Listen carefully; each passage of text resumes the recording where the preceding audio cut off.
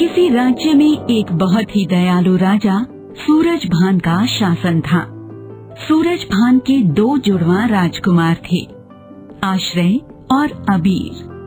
दोनों ही बहुत गुणी और अपने पिता के समान दयावान थे। ये लो और अपने घर की मरम्मत करवा लेना। हमने कल तुम्हें कोषाध्यक्ष से बात करते हुए सुना था कि तुम्हारे घर की मरम्मत करवाने वाली हो गई है और तुम्हें पैसों की जरूरत है। आश्रय और अबीर ने सिपाही को धन देते हुए कहा, आपका बहुत बहुत आभार राजकुमार। अपने गुणों के कारण दोनों ही सिंहासन के योग्य थे। राजा सूरजभान समझ नहीं पा रहे थे कि किसे राजगद्दी पर बिठाया जाए। राजा अपने विचारों में गुम होकर चहलकदमी कर रहे थे कि अचानक उनके मस्तिष्क में एक विचार कौंधा। चिंता की जगह उनके चेहरे पर शांत भाव उभर आए। अगले दिन सुबह राजा ने अपने दोनों बेटों आश्रय और अबीर को अपने पास बुलाया और बोला, पुत्रों, तुम दोनों ही मुझे मेरे प्राणों से अधिक प्रिय हो, परंतु जहाँ तक प्रजा पर राज करने की बात है तो सिंहासन उसी को प्राप्त होगा जो उसके पूर्ण योग्य होगा। राजा की बात सुनकर दोनों कुमारों ने हामी भरी। राजा ने उन्हें आदेश दिया कि अगले दिन वे दोनों राजा को राजमहल से दूर स्थित सुरंग के बाहर मिलें। मैं तुम्हें सुरंग के उस पार ही खड़ा मिलूंगा, राजा ने उनसे कहा। राजा ने एक शर्त भी रखी कि राजकुमार नंगे पांव ही रास्ता तय करेंगे। राजा ने यह भी कहा कि दोनों भाई सुरंग में एक साथ प्रवेश नहीं करेंगे, अपितु बारी बारी से करेंगे। जब पहले भाई को सुरंग में प्रवेश किए हुए तकरीबन 10 मिनट से अधिक समय हो जाए, तब ही दूसरा भाई सुरंग में प्रवेश करे। जो आज्ञा पिताजी। उन्होंने अदब से कहा। अब महाराज सूरजभान को बेसब्री से अगले दिन का इंतजार था। वे शीघ्र अपनी परीक्षा का परिणाम जानने हेतु बेताब थे।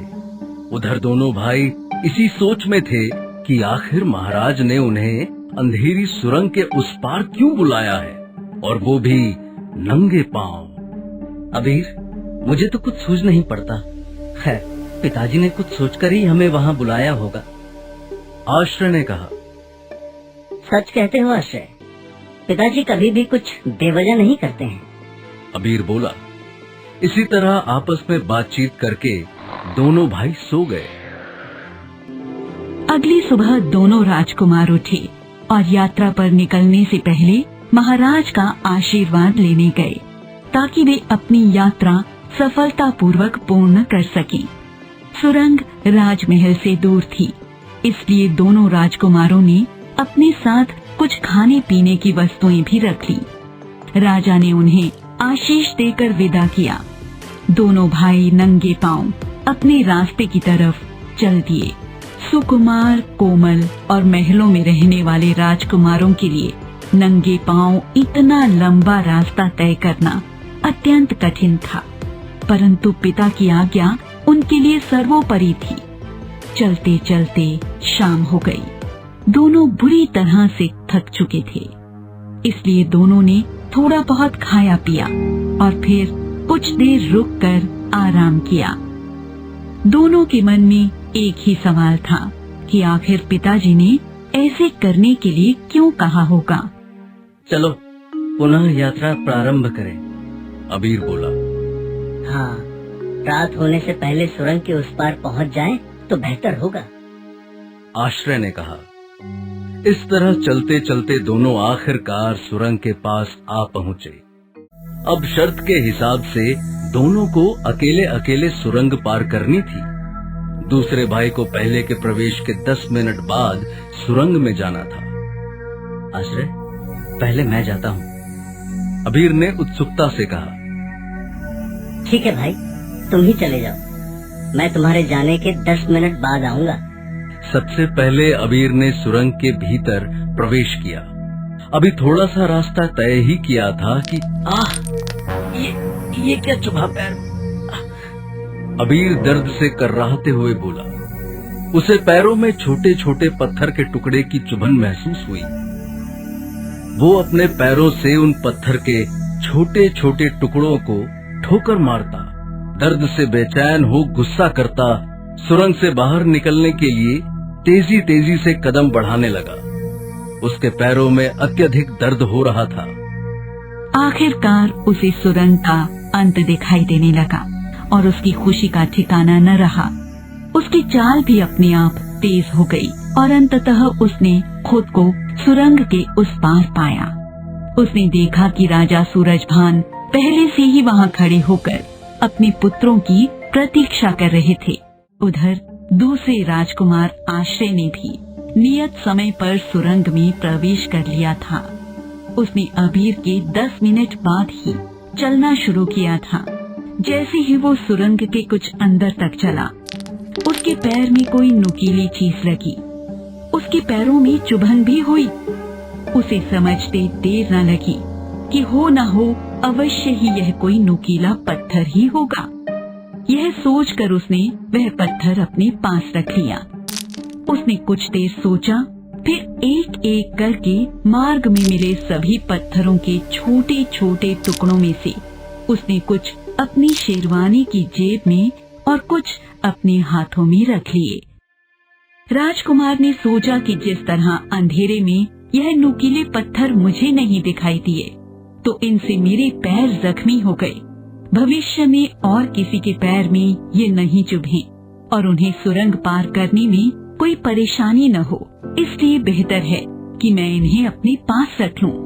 सुरंग के बाहर महाराजा सूरजभान सिंह और अबीर दोनों ही आश्रय का बेसब्री से इंतजार कर रहे थे।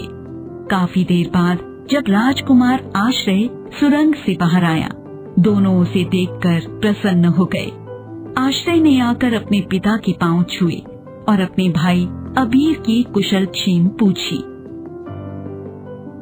आश्रय बेटा, क्या हुआ? आखिर इस सुरंग को पार करने में तुम्हें इतनी देर कैसे हुई? महाराज सूरजभान सिंह ने उससे पूछा। राजा और अबीर दोनों ही परेशान थे कि आश्रय को इतना अधिक समय कैसे लगा। आखिर सुरंग में ऐसा क्या हुआ कि आश्रय ने सुरंग से बाहर आने में अबीर से दुगना समय ले लिया। आश्रय कुछ कहता, उससे पहले अबीर ने उन दोनों को अपना सुरंग के अंदर का अनुभव सुनाया। सुरंग में बहुत छोटे छोटे नुकीले पत्थर थे पिताजी। अबीर ने बताया। उसने बताया कि उसने कितनी कठिनाई और पीड़ा को सहते हुए इस सुरंग को पार किया। इस पर आश्रय ने बताया कि किस प्रकार उसे भी वे नुकीले पत्थर चुभे थे और असहनीय पीड़ा हुई थी, लेकिन आगे से किसी अन्य आने वाले को ऐसी पीड़ा न हो, यह सोचकर उसने वो सारे पत्थर उठाकर कुछ अपनी शेरवानी की जेब में और कुछ अपने हाथों में रख लिए। ऐसा कहकर उसने पत्थर दिखाने हेतु अपनी मुट्ठी खोल दी। अरे ये क्या है? आश्रय ने हैरानी से कहा। उसके हाथों में छोटे छोटे पत्थर के टुकड़े नहीं, बल्कि चमकते हीरों के टुकड़े थे। आश्रय से उसकी आंखें फटी की फटी रह गई। महाराज सूरजभान के चेहरे पर संतोष और प्रसन्नता के भाव स्पष्ट दिखाई दे रहे थे। अबीर को सारी बात सुनकर समझ आ गया कि जिन्हें वह पत्थर के छोटे छोटे टुकड़े समझ रहा था, वो हकीकत में हीरे के टुकड़े थे। अबीर को अपनी आंखों पर विश्वास नहीं आ रहा था और उसे हैरानी हो रही थी कि सुरंग में हीरे कहां से आए होंगे। राजा सूरजभान ने उन दोनों की तरफ अत्यंत स्नेह से देखा और बोले, मुझे तुम दोनों पर बहुत गर्व है। इतना कहकर राजा ने भेद खोला कि यह हीरे राजा ने ही सुरंग में डलवाए थे। उनका मानना था कि यूं तो दोनों राजकुमार ही बहुत दयालु और परोपकारी हैं, किंतु इन दोनों के गुणों के अतिरिक्त सही समय पर संयम और उचित निर्णय लेने की क्षमता एक राजा में होना अति आवश्यक है। आश्रय ने अपनी परोपकारी भावना के चलते उचित निर्णय लेने की क्षमता पत्थर के टुकड़ों को रास्ते से उठा लिया ताकि अन्य यात्रियों को पीड़ा का अनुभव न हो। राजा के खुश होने का मुख्य कारण यह था कि उन्हें इस परीक्षा से सही निर्णय लेने में बहुत मदद हुई थी। राजा अब बखूबी समझ चुके थे कि राजपाट का असली अधिकारी आश्रय ही है।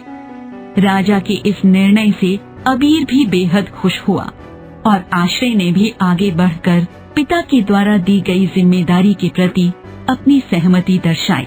हमें हमेशा संयम और परोपकार की भावना को ही सर्वोपरि रखना चाहिए। दिलेरी, शूरवीरता, सत्य बोलना आदि गुणों के साथ व्यक्ति को अपने मन में लोगों के प्रति भी प्रेम और परोपकार की भावना रखनी चाहिए, तभी वह ऊंचाइयों को छू सकता है।